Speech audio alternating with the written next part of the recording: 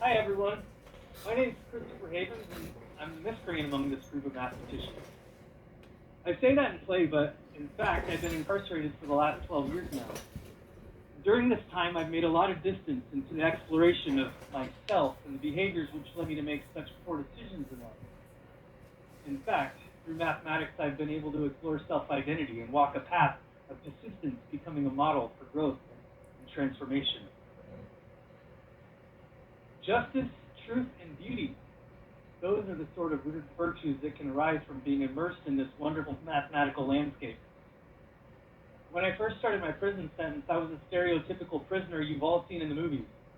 Many of you have heard my story, and if you haven't, a quick Google search will probably give you a good gist. But for those who have, you know that I was placed in solitary confinement for a year, and it was there where I first found my love for mathematics. It just sort of took root inside my heart. And from there, the beauty and joy from my studies showed me how wonder can exist in things that are just plain good.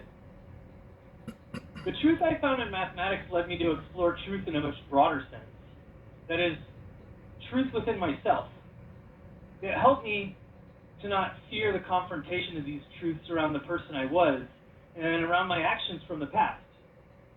This began a long journey into self-identity, which inevitably led to this path of desistance from the criminal element I once belonged to. The scabs that covered my heart from a past full of pain had finally begun to heal.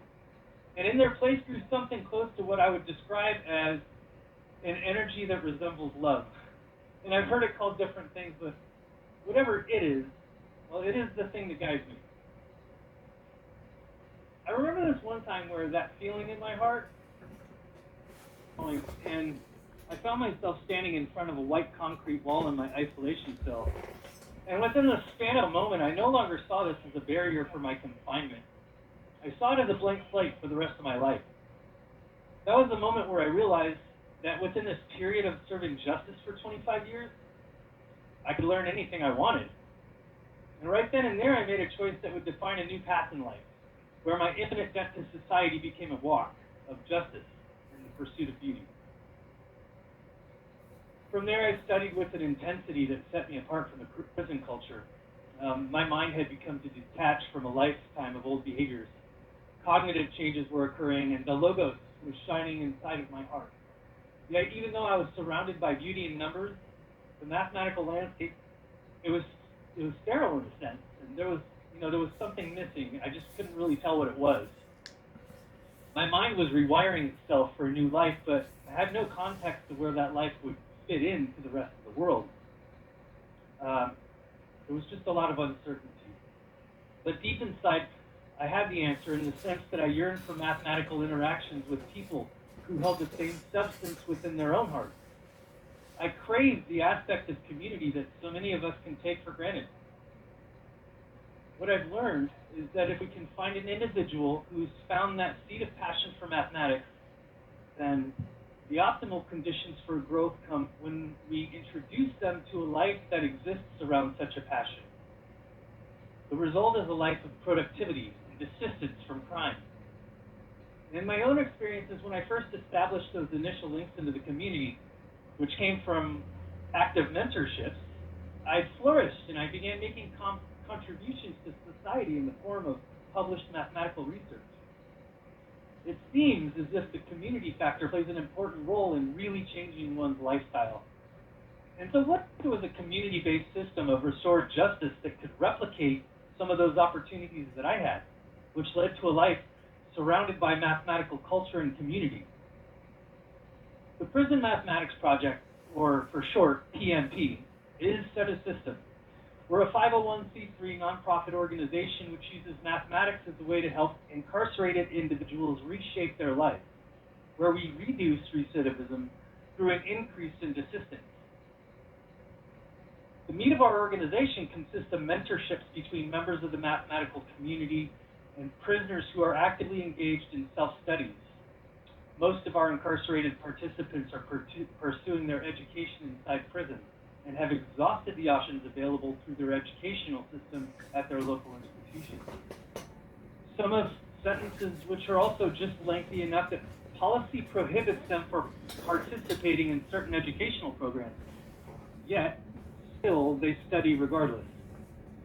In fact, most prisoners will never have mathematics courses available to them above the level of pre-calculus.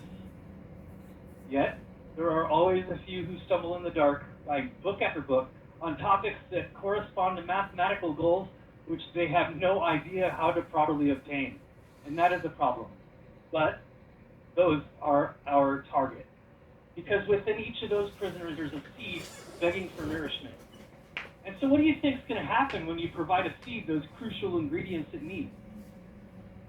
Personal growth, purpose, drive, and transformation. Our program places no restrictions around what level of mathematical maturity our participants possess, but we do expect them to have a certain level of desire for growth, both personally and mathematically. And because the participants already involved in mathematical studies, it's not the mentor's job to teach the participants from the ground up, but rather to guide them along in their studies and help them overcome their conceptual snags, and to introduce them to the aspects of the math community that made you fall in love with it in the first place. Of course, there's a good deal of teaching involved in a mentorship, but the most important part is to teach them about our wonderful world of mathematics through culture and community.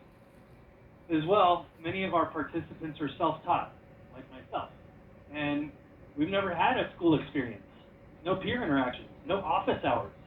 They don't know what life even looks like for a student.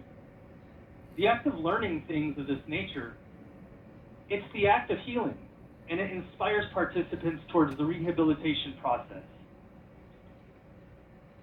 Aside from our mentorships, there's another aspect of our organization. Part of the purpose of the PMP is to put value back into the community. We do this in several ways. One is through sociological and criminological studies towards understanding the role of mathematics in self-identity and desistance. The other is in helping educators build a better understanding of the teaching and learning of mathematics in highly restrictive environments. Our program has existed since 2015, but was launched nationally and redesigned around the limitations of the pandemic. Prisons have become more restrictive. And on top of this, most prisoners don't have access to any technology whatsoever. No internet access, no wonderful wizard of Google, Wikipedia is not on the menu. In a world without CAS, the Wolfram Cloud, or even graphing calculators, we have endeavored to develop ways of teaching by providing our participants with different tools for learning. And I can give you an interesting example. We've been focusing more and more on STEM, and so programming has become an interest among several of us in the administrative side of the PMP. Specifically, we hope to add programming as an option for our participants. But how would you teach languages like Python, JavaScript, or even LaTeX to a prisoner if they don't even have access to a computer? The sole piece of technology for many of us is an offline MP4 player that can send and receive a prison-y version of email. Amit Sahai and I stumbled across this solution while I was learning JavaScript and was interrupted by the loss of my own laptop. Our solution was to simulate a console on this secure email system, allowing a prisoner to send code and quickly receive the executed code back from the PMP organization. So, after some slight improvements, now we hope to bring programs to people who don't even have computers. And here's the exciting thing. For the first time ever, we have a sample space worthy of all sorts of wonderful studies. And we have a whole lot of math lovers, all who live in highly restrictive environments. So, how would you teach, say, differential equations to somebody with a complete lack of technology in our modern world? How could we use this to get a better grasp on the teaching and learning of math in restrictive environments? Ladies and gentlemen, I invite you to explore these topics with us so that you can help us redefine what productivity looks like in prisons. Help us use mathematics to make the world a safer place through justice in the pursuit of beauty. Thank you.